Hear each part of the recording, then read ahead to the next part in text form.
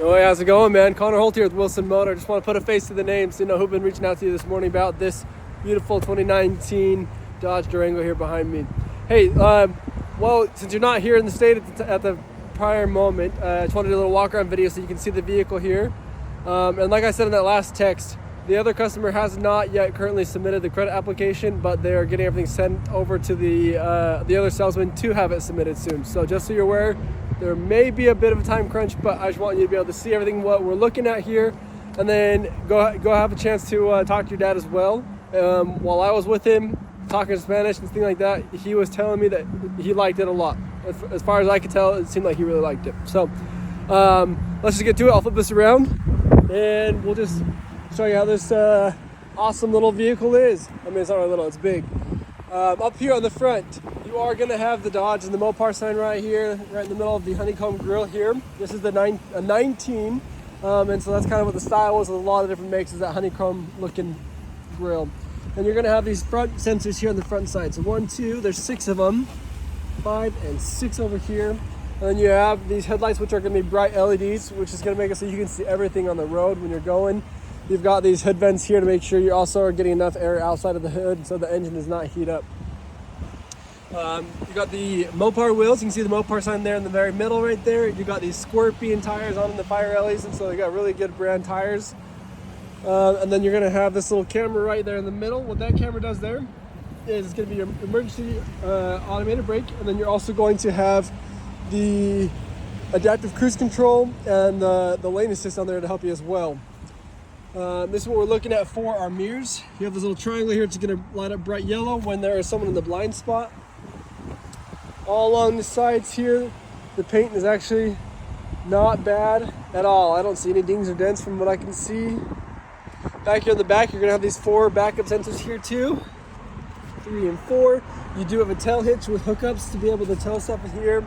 You got the RT there for the trim level. You got the Mopar on this side, the Durango here, the Dodge in the middle, and the backup camera there. With the seats up, you have a little bit of space here to be able to store stuff. Not a whole ton, but there's a little bit. And so if you don't need the seats up, all you gotta do is you can pop this down just to have a little more visual out of the rear view window there. The rear window, there we go, that's what I'm looking for. But if you don't need that, you pull it all the way and then you can just drop these down. And as you can see, there's a lot more space. We push this up here. There's a little bit of storage down here too to be able to see some stuff there. Let's see if we can get anything else there. I guess not. There's your jack for your spare, which is going to be underneath the vehicle. Should be down there. A little muddy looking there. Again, you get this a little more vacuumed out. Looks like it needs to be a little bit more vacuumed as well. Back here, you're also going to have a little 12-volt charger right there. And then you could have ordered in a little one of those things you pull out to hide the storage back here. To pull the seats back up, you just pull these little strings here, and that's going to get those all the way back up for you. And you can push this button here, and that will drop the lift gate there for you too. Your gas is going to be here on the left side of the vehicle, which you have to push the button on the inside, and you cannot open it there. This is what our second row looks like. Hopefully you like these red chairs. I think they're pretty cool. It's not very common to see the red interior. You got the Mopar symbols on there. To get in the back seat, you can just pull this down. You can either hop over that way, or they do have the little red pull right there. And then you can pull it all the way up. So I guess then you drop the seat and then you can pull that and you can do it. Hey, look! A nickel! Apparently this needs to be really vacuumed out. I'll get this back over to detail. In the back seat, you got the 2 seats here. You can have cup holders here on both sides, so that way they can store their drinks there. That's what the storage looks like over there. You can either drop the seat down there, or obviously they can just walk over here in this middle center console area. There's a mini console there with a cup holder there.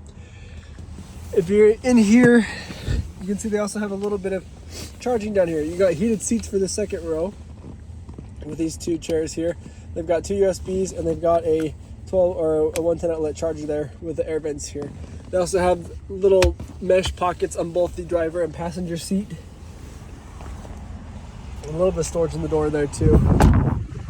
Up here in the front, there's a little more bells and whistles up here. So let's kind of just go from left to right. I'll explain all the different options here. This vehicle is not technically a four-wheel drive. This is actually an all-wheel drive vehicle. And I'll kind of explain that here in just a second too. So we're kind of going from left to right. We've got the mirror controls. You're going to have the front two are automatic windows, back two are not. This is how you lock your windows and how you lock your doors. Down here you've got two options to be able to save two different drivers' seat positions, and I believe that also saves the mirror position as well. Then your seat controls are just here on the side. You've got the one that goes all the way back, forward, upward, and down, and then you've got the lumbar adjustments on the front. You got the headlight controls. You have the brightness of your display. Here's your gas button, and then you've got the emergency brake is actually just the pedal right there. Then if we come over here into the middle, your RPMs on the left, the speed on the right, and you have a whole digital screen right here in the middle with a lot of information that changes. So first we can see that this vehicle does have 53,867 miles on it. And then with our little buttons here on the left side, this is how we're going to change information. So you can change all like 8 different screens to be able to see a bunch of different information about the vehicle as you're driving. You do have paddle shifters, so that way you can manually up and down or go up shift and downshift on the gears. You've got the wipers and the brights and blinkers here on the left side. This is going to be for your phone and VR assistant controls. You've got adaptive cruise control with your cruise control settings. And this is how you're going to set the cruise control. But this will be how you do the adaptive settings there. It is a push start. So you have a wireless key fob here, which has unlock, lock, you're lifting your tailgate, remote start, and then your panic button. If you have a trailer hooked up, you do have trailer brakes here to be able to help slow the trailer down. We have a touch screen up here, but you also can normally touch it, or you can manually tune music and do your volume and all of your climate controls right here with your hazard lights. And if you don't want the screen on, you can always just turn the screen off if it's too bright, and then just touch it again and it wakes it right back up. If you push the volume off, unfortunately the way how Dodge and Jeep and all of these guys have, in Chrysler I guess, how they fix it is you have to actually have the music on to be able to have the screen on, which is kind of silly in my own opinion. And so like right now I have the music all the way turned down so that way I can still see the screen. But you've got your media, your radio, your climate controls you can play with here. You've got the heated seats, you can see what direction you're going. You've got navigation, and if you come here over to the apps, it's kind of cool. You can actually change how you want things. So for example, say I want the driver's vented seat, I hold this and I can just drag it and drop it down right there, and now you've got the vented seat right there. So kind of cool, and you can just change all these little things right here, and then you got a whole bunch of apps on there that work with it. With this being a 19.2, you should have Apple CarPlay and Android Auto. They don't typically show that to you in the apps here with Chrysler's, with their screen. And so when you plug your phone in down here with the USB, it will change the phone option on here and automatically turn it into Apple CarPlay for you. You're going to have this will turn the beeping off for your sensors. This is the lane keeping options. You can have that. You've got your sport mode, so you can go a lot faster. You've got your eco mode, so that you can save more gas, and then you've got your traction control. 2 cup holders, a little less storage right here. This is how it's on your all-wheel drive. So instead of 4-wheel drive, it's all-wheel drive. This is an auto mode, so that way it knows how to automatically put you where it's needed and to put what power into what wheel when it's sliding. And you go down here to the low range. That's going to be more of a lower, come on, like 4-wheel drive low. This is gonna be like an all-wheel drive low, so you're not gonna want to drive very fast with that one. And then you have the little N button right here. That's gonna be for flat towing. You have to push that, and that puts you into your neutral mode, so you can flat tow the vehicle if needed. There's a little secret storage here, and then you can also open it up. There we go, and get a little bit more storage in there with another charger down right there, as you can see. And then over here, there is an owner's manual in there in case you have additional questions.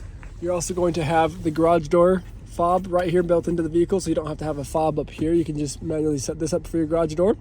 You've got the tailgate lift, lights, and then you have the sunroof, which does open all the way up.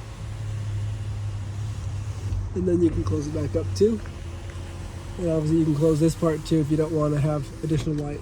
But I did forget to mention they have climate controls back here in the back right here. So that way they can control the climate back there and you don't have to worry about it. Anyways, that is the vehicle. Hopefully you like it. And if you have any additional questions, you need more pictures of anything, please let me know, or Bryson know. And we're here to help you out as much as we can, especially with you being out of state. But if this is a vehicle you want, you'll probably have to act pretty fast on it, make some decisions here pretty quickly, just because there isn't that other customer that is trying to get approved on it here shortly as soon as they submit their application. And I'm pretty sure the other salesman knows that, because when your dad came in today, he texted me, hey, did you sell that Durango? I've got somebody that wants to buy it, or let me know. So anyways, let me know what additional questions you have or anything else I can do to help you out, and hopefully we'll hear from you soon. Thanks, man. Have a great day.